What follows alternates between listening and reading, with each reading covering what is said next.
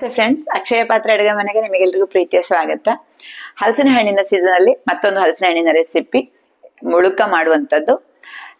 ಸಾಮಾನ್ಯವಾಗಿ ನಾವು ಮಾಡುವಂತ ದೊಡ್ಡ ಲೆಂತಿ ಪ್ರೊಸೆಸ್ ಇರುವಂತ ಅಂದ್ರೆ ಅಕ್ಕಿ ನೆನೆಸಿ ರುಬ್ಬಿ ಮಾಡುವಂತ ವಿಧಾನವನ್ನು ನಾನು ತೋರಿಸಿದ್ದೇನೆ. ಇವತ್ತು ಹಲಸಿನ ಹಣ್ಣು ನಮಗೆ ಸಿಕ್ಕಿದ್ರೆ ಒಂದು ಅರ್ಧ ಗಂಟೆಯಲ್ಲಿ ರೆಡಿ ಮಾಡಬಹುದಾದಂತ ಇನ್ಸ್ಟೆಂಟ್ ಆಗಿ ಮಾಡಬಹುದಾದಂತ ವಿಧಾನವನ್ನು ತೋರಿಸ್ತೇನೆ. ಹಲಸಿನ ಹಣ್ಣಿನ ಮುಳುಕ ತಕ್ಷಣಕ್ಕೆ ಮಾಡಬಹುದಾದದ್ದು ಹೇಗೆ ಅಂತ ಈಗ ನೋಡೋಣ. ಹಲಸಿನ ಹಣ್ಣು ತಗೊಂಡಿದ್ದೇನೆ, ಸಾಫ್ಟ್ ಆದಂತ ಹಲಸಿನ ಹಣ್ಣು, ಸ್ವಲ್ಪ ಬೆಣ್ಣೆ, ಎಳ್ಳು, ಜೀರಿಗೆ, ಅಡುಗೆ ಸೋಡಾ, ಉಪ್ಪು, ಬೆಲ್ಲ, ಇದು ಬೊಂಬೈ ರವ, ಕಾಯಿ ತುರಿ, ಅಕ್ಕಿ ಹಿಟ್ಟು, ಇಷ್ಟು ಸಾಮಗ್ರಿಗಳನ್ನು ಉಪಯೋಗಿಸ್ತಾ ಇದ್ದೇನೆ. ಕೊಡಬೇಕು. ಹಲಸಿನ ಹಣ್ಣನ್ನು ಹಾಕಿ ರುಬ್ಬಿಕೊಳ್ತೇನೆ. ಅದರ ಜೊತೆಗೆ ಕಾಯಿ ತುರಿ, ತೆಂಗಿನಕಾಯಿ ತುರಿ, ಹಸಿ ಕಾಯಿ ತುರಿ, ಆಮೇಲೆ ಬೆಲ್ಲ, ಎಲ್ಲವನ್ನು ಹಾಕಿ ರುಬ್ಬಿಕೊಳ್ತೇನೆ.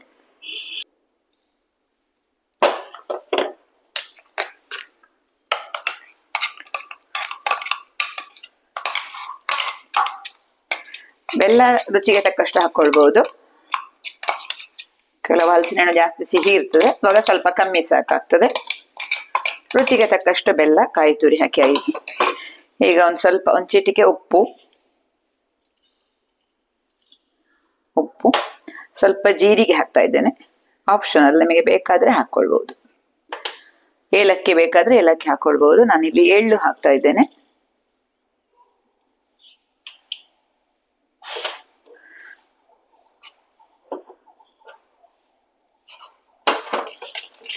ಇದನ್ನೊಂದು ಸ್ವಲ್ಪ ಮಿಶ್ರ ಮಾಡ್ಕೊಳ್ಳುವ.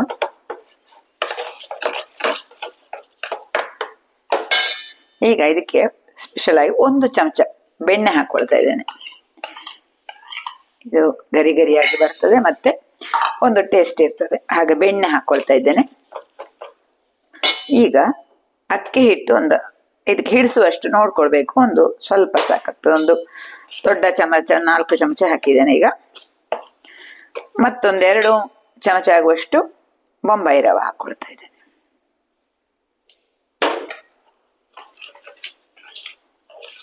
ಸಾಕು, ಇಷ್ಟೇ ಸಾಕಾಗ್ತದೆ. ನಾವು ಗೋಳಿ ಬಜೆ ಎಲ್ಲ ಮಾಡುವಾಗ ಮಾಡುವ ಹಾಗೆ ಸ್ವಲ್ಪ ನೋಡಿ ಕಲಸ್ಕೊಳ್ಬಹುದು. ಈಗ ಬೆಲ್ಲ ಬೇಕು ಅಂದ್ರೆ ಬೆಲ್ಲವನ್ನು ಸೇರಿಸ್ಕೊಳ್ಬಹುದು.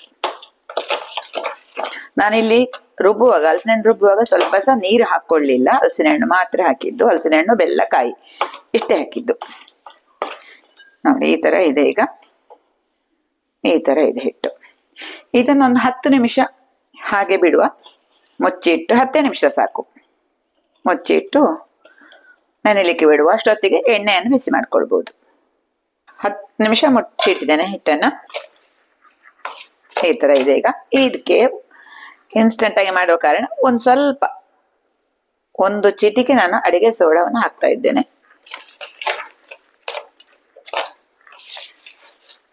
ಇಲ್ಲದಿದ್ರೆ ಒಂದು ಅರ್ಧ ಗಂಟೆ ಮುಚ್ಚಿಟ್ರೆ ಅರ್ಧ ಗಂಟೆ ಆದ ತಕ್ಷಣ ಮಾಡಬಹುದು. ಅಥವಾ ಈ ತರ ಒಂದು ಚಿಟಿಕೆ ಅಡುಗೆ ಸೋಡಾ ಹಾಕಿ ಮಾಡಿದ್ರೆ ಗರಿ ಗರಿಯಾಗಿ ಹೊರಬರ್ತಾರೆ, ತುಂಬಾ ಚೆನ್ನಾಗಿ ಬರ್ತದೆ. ಹಾಗಾಗಿ ಅಡುಗೆ ಸೋಡಾ ಬಳಸ್ತಾ ಇದ್ದೇನೆ.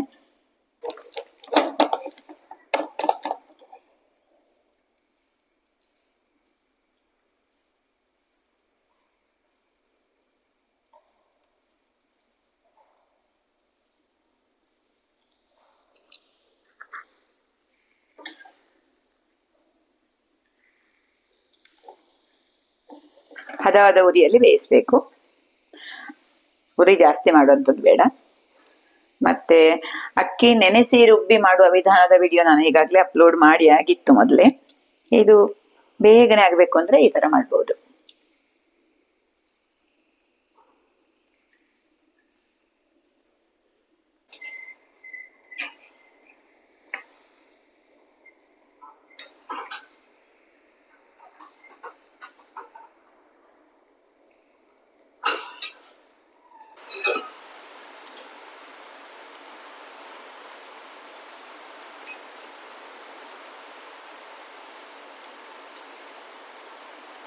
ಹಲಸಿನ ಹಣ್ಣು ಮುಳುಕ ಮಾಡುವಾಗ ನಾವು ಸೋಡಾ ಜಾಸ್ತಿ ಹಾಕೊಳ್ಬಾರದು, ಒಂದು ಚಿಟಿಕೆ ಅಷ್ಟೇ ಹಾಕೊಳ್ಬೇಕು. ಹೆಚ್ಚು ಸೋಡಾ ಹಾಕಿದ್ರೆ ಅದು ಎಣ್ಣೆಯಲ್ಲಿ ಬಿಟ್ಕೊಳ್ತದೆ. ನೋಡಿ, ಈ ತರ ಗರಿ ಗರಿಯಾಗಿ ಬರಬೇಕು. ಬಿಸಿ ಬಿಸಿ ಆದಂತ ಹಲಸಿನ ಹಣ್ಣು ಮುಳುಕ ಅಥವಾ ಗಾರಿಗೆ ರೆಡಿ.